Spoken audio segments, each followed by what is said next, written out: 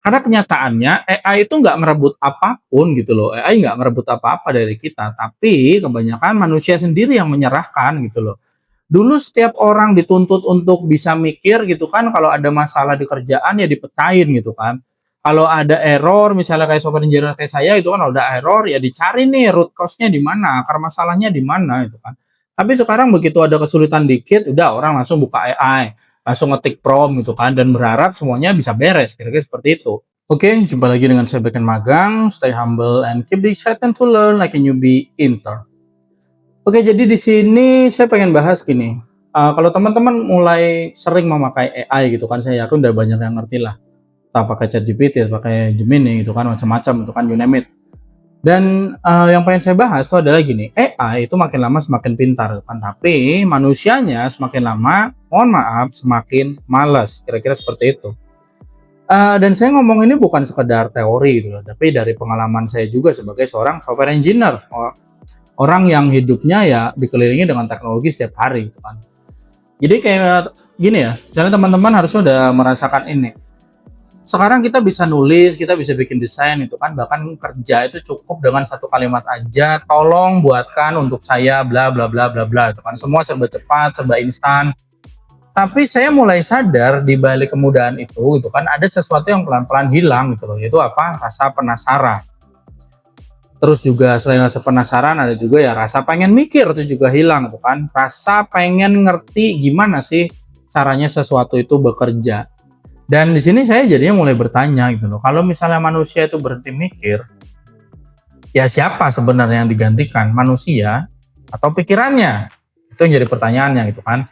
Ya di video ini saya mau bahas sesuatu yang lebih dalam dari sekedar AI ambil kerjaan gitu kan, tapi saya mau tunjukin gimana sih teknologi yang kita cintai ini itu kan pelan-pelan ya membuat kita tuh males bahkan sampai berhenti mikir. Jadi gimana pembahasannya? Simak video ini sampai habis dan biar gak banyak cincong kita langsung aja let's get it on. Please like, share, comment, and subscribe.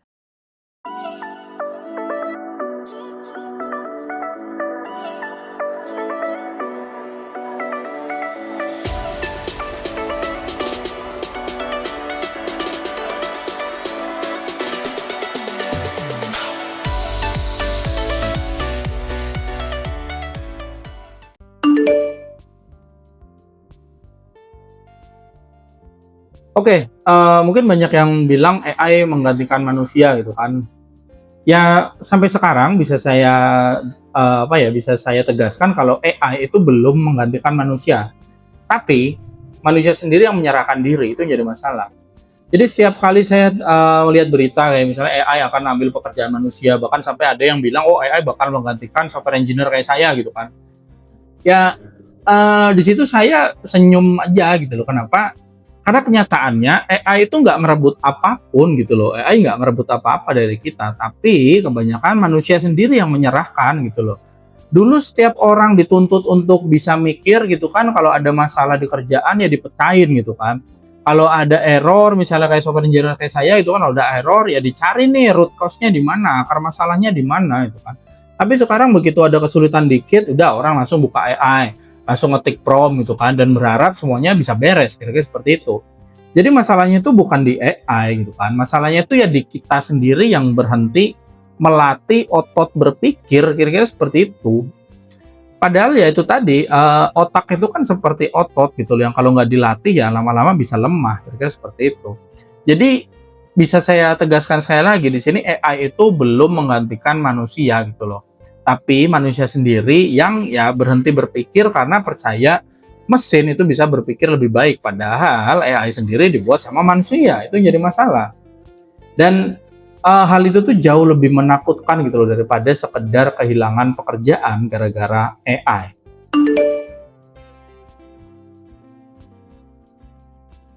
Nah mungkin di sini mungkin banyak yang belum sadar ya, di mana AI itu sekarang tuh sedang membentuk tulang otak kita, kira-kira sih seperti itu.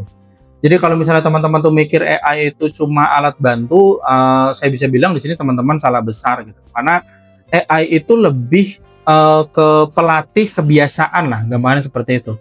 Jadi dia pelan-pelan tuh ngebentuk ulang cara kita berpikir itu kan, berperilaku ya, bahkan cara kita untuk merasa, kira-kira seperti itu.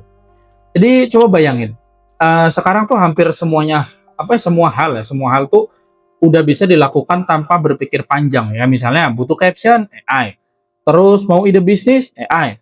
Mau apa, curhat gitu lagi sedih, curhat ke AI gitu kan. Males riset, tanya AI. Jadi ya semua terasa sangat cepat dan efisien gitu. Tapi di waktu yang sama gitu kan, di saat yang sama manusia tuh mulai kehilangan ya kenikmatan dari berpikir itu sendiri gitu loh. Padahal yang namanya berpikir itu mungkin kalau teman-teman yang merasakan dulu namanya berpikir itu pengalaman yang paling alami gitu loh untuk kita gitu kan. Proses dari mulai kita bingung gitu kan, penasaran, lalu tiba-tiba kita paham dan akhirnya dapat jalan, dan itu tuh yang bikin kita berkembang dan bertumbuh gitu loh. Tapi sekarang momen aha gitu kan, momen eureka gitu kan, itu tuh udah tergantikan sama udahlah ntar tanya ChatGPT. Nah, teman-teman merasakan itu enggak gitu loh. Jadi AI itu memang bikin kita serba cepat gitu kan, tapi ya juga bikin kita jadi serba dangkal. Itu yang teman-teman perlu pahami poinnya. Jadi kita tuh nggak lagi menikmati perjalanan dari berpikir itu sendiri gitu loh. Jadi kita tuh cuma sampai apa ya? Kita tuh cuma pengen sampai di tujuan aja gitu tanpa mau melakukan prosesnya. Kira-kira seperti itu.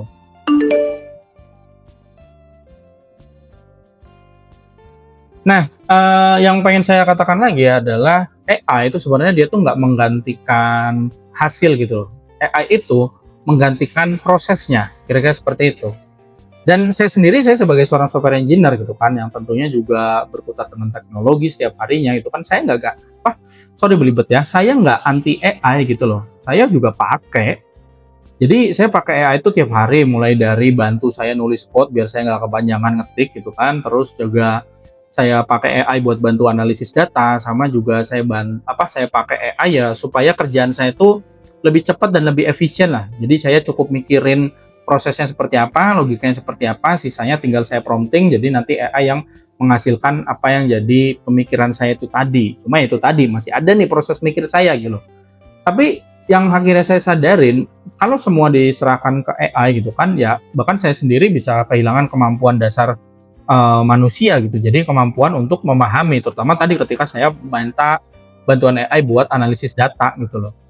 Dulu saya selalu bilang gitu kan ke anggota tim saya gitu, kayak udah kalau kamu ngerti prosesnya ya kamu bakal bisa perbaiki apapun gitu kan. Tapi kalau misalnya cuma ngerti hasilnya aja itu kan ya kamu nggak akan pernah ngerti, dan kamu akan panik kalau suatu toolsnya itu hilang gitu kan. Dan itu yang saya lihat sekarang tuh jadi masalah gitu loh. Banyak orang yang udah nggak ngerti kenapa sesuatu itu bisa jalan, bisa terjadi, bisa beres gitu kan. Asal AI udah kasih jawaban, ya udahlah, kebanyakan seperti itu gitu loh. Tapi kan ya namanya kita di dunia nyata gitu ya.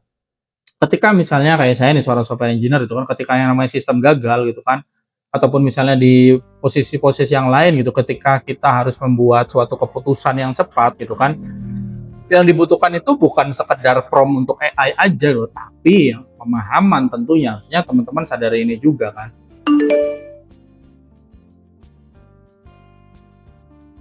Ya jadi dari semua yang saya sampaikan, harusnya teman-teman mulai menyadari lah ya, kalau yang digantikan itu kembali lagi itu bukan pekerjaannya sekarang, tapi ya rasa ingin tahunya dan proses berpikirnya dari manusia, kira-kira seperti itu. AI itu memang luar biasa gitu loh, dia bisa bantu kita kerja lebih cepat, kerja lebih efisien gitu kan, bahkan bisa bikin kita lebih kreatif asal kita ngerti menggunakannya dan kita bisa menguasainya, bukan sebaliknya gitu loh.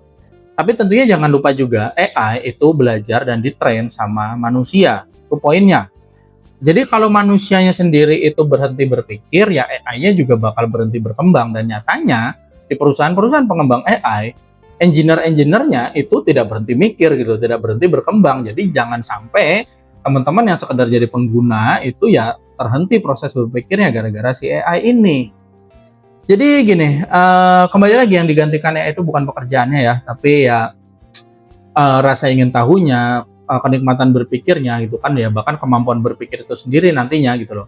Jadi kalau teman-teman tuh masih mau mikir, masih mau belajar gitu kan, masih penasaran gimana dunia ini bekerja, ya AI nggak akan bisa menggantikan teman-teman, kira-kira seperti itu. Karena ya tadi, di dunia nyata ya yang sekarang serba otomatis ini gitu kan, orang yang paling berharga tuh bukan lagi orang yang paling cepat, karena semua dijalankan dengan sistem yang otomatis. Tapi orang yang berharga itu adalah orang yang masih mau ngerti ini nih kenapa sih, kira-kira seperti itu. Jadi ya di sini sebagai seorang software engineer, saya akan katakan bahwa berpikir itu bukan sekedar kemampuan aja, tapi adalah suatu pilihan. Kita bisa milih mau mikir atau enggak. Tentunya teman-teman sadarin hal itu. Jadi ya himbauan saya, walaupun teman-teman udah terlena dengan menggunakan AI ya, jangan pernah berhenti mikir. Oke, jadi paling gitu aja yang saya sampaikan. Thank you for watching dan salam back and magang.